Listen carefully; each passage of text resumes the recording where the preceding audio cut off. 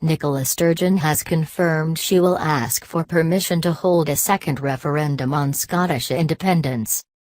Ms Sturgeon said she wanted a vote to be held between the autumn of 2018 and the spring of the following year.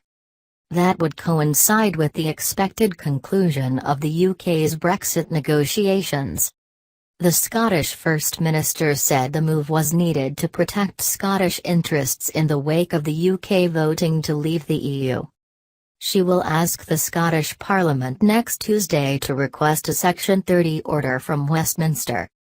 The order would be needed to allow a fresh legally binding referendum on independence to be held. Prime Minister Theresa May has so far avoided saying whether or not she would grant permission. Responding to Ms Sturgeon's announcement, Mrs May said a second independence referendum would set Scotland on course for uncertainty and division, and insisted that the majority of people in Scotland did not want another vote on the issue.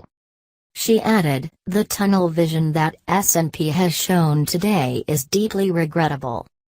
Instead of playing politics with the future of our country, the Scottish Government should focus on delivering good government and public services for the people of Scotland.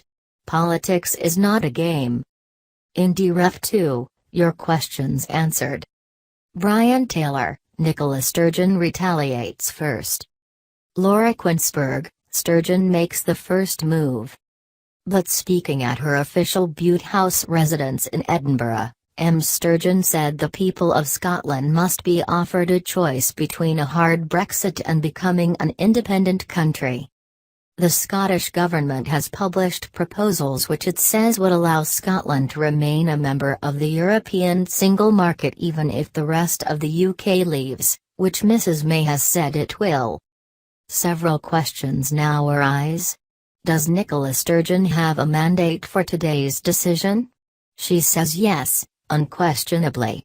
In defense of this, she says that the SNP won the last Holyrood election with a record share of the constituency vote.